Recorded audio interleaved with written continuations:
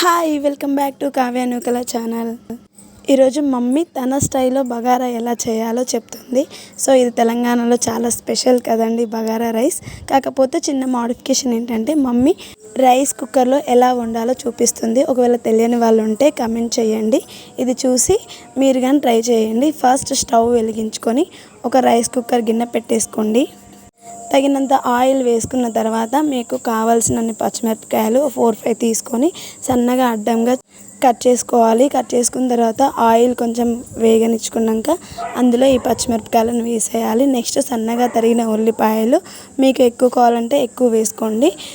తర్వాత ఉల్లిపాయల్ని మంచిగా మగ్గించుకున్న తర్వాత మా మమ్మీ ఇక్కడ కరివేపాకు వేశారు. కరివేపాకు అనేది మీ ఇష్టం, ఒకవేళ కావాలనుకుంటే వేసుకోండి, లేదు అంటే లేదు.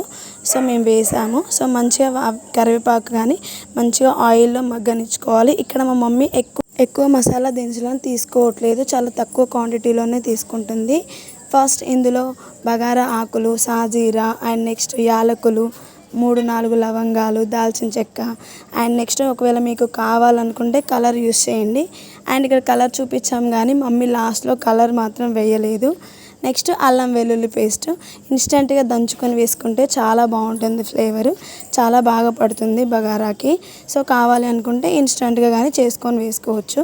ఇందులో మమ్మీ కొంచెం పుదీనా ఆకులు వేసి వేయించుతుంది, ఎందుకంటే ఆ పుదీనా ఫ్లేవర్ అంతా ఆయిల్లో వేయించితే బగారాకి మంచిగా పడుతుంది అనేసి ఫస్ట్ కొంచెం వేయించుతుంది. తర్వాత అల్లం వెల్లుల్లి పేస్ట్ వేసి మంచిగా ఆయిల్లో వేయించుతుంది. వేయించడం వల్ల పచ్చివాసన అనేది వెళ్ళిపోయి బగారాకి మంచిగా పడుతుంది. సో అమ్మ కొంచెం కొత్తిమీర తీసుకుంది. ఆ కొత్తిమీర అనేది ఆల్రెడీ పుదీనా ఎలా వేసామో అలానే కొత్తిమీరని కానీ వేసేయాలి.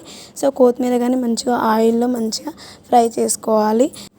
మీ ఇంట్లో ఎలా చేస్తారో ఒకసారి బగారా అనేది ప్లీజ్ కమెంట్ చేయండి, అస్సలు మర్చిపోకండి. అండ్ నెక్స్ట్ మనం చేసేది ఏంటంటే నెక్స్ట్ రైస్ అనేది మనం తీసుకునే క్వాంటిటీని బట్టి వాటర్ అనేది చేంజ్ అవుతుంది. మేము ఇక్కడ మమ్మీ చూపించే గ్లాస్ తోటి 3 రైస్ తీసుకున్నాము అంటే కంపల్సరీ 6 గ్లాసెస్ ఆఫ్ వాటర్ తీసుకోవాలి. So mummy 6 glasses of water తీసుకొని అందులో వేసేసారు. అంటే మాకు ఇక్కడ 3 గ్లాసెస్ అంటే నియర్లీ 1 kg ఆఫ్ రైస్ వచ్చేస్తుంది. సో అందుకే 6 గ్లాసెస్ ఆఫ్ వాటర్ తీసుకుంది. ఇలా వాటర్ అన్నీ పోసేసాక అందులో మమ్మీ కొన్ని బగారా ఆకులు అండ్ నెక్స్ట్ యాలకులు, నెక్స్ట్ సాజీరా, దాల్చిన చెక్క అండ్ లవంగాలు ఇవన్నీ వేసేసారు. ఇవన్నీ ఇప్పుడే వేస్తే మంచిగా బగారా రైస్ అందులో ఉన్న వాటర్కి ఆ ఫ్లేవర్ అంతా మంచిగా పట్టేస్తుంది. సో ఇలా కలుపుకున్న తర్వాత తీసుకెళ్ళి మనం అది రైస్ కుక్కర్లో పెట్టేసుకోవాలి. సో ఒకవేళ మీరైతే ఎలా చేస్తారో ప్లీజ్ కమెంట్ చేయండి. And please don't forget to subscribe my channel. So subscribe చేయండి. తర్వాత ఈ రైస్ కుక్కర్ గిన్నె అంతా తీసుకెళ్ళి రైస్ కుక్కర్లో పెట్టేసి స్విచ్ ఆన్ చేసేసేయాలి. సో ఎప్పటి వరకు అంటే వాటర్ అనేది అందులో ఉన్న వాటర్ అనేది మరగాలి. సో మరిగేంత వరకు మనం రైస్ కుక్కర్లో హీట్ చేసుకోవాలి. తర్వాత మనం ఏదైతే రైస్ తీసుకున్నామో ఆ 3 గ్లాసెస్ ఆఫ్ రైస్ దాన్ని తీసుకెళ్ళి ఎప్పుడైతే ఇలా వాటర్ మరుగుతున్నాయో ఆ టైంలో ఆ రైస్ని తీసుకెళ్ళి అందులో వేసేయాలి. సో చిన్నగా వేయండి, లేకపోతే వాటర్ అంతా చిల్లి పడుతుంది. ఇలా మంచిగా స్పూన్తో కలుపుతూ ఉంచుకోవాలి. ఫస్ట్ రైస్ నానబెట్టేసుకుంటే మంచిగా ఆ రైస్ అనేది మంచిగా పొల్లులు అవుతుంది.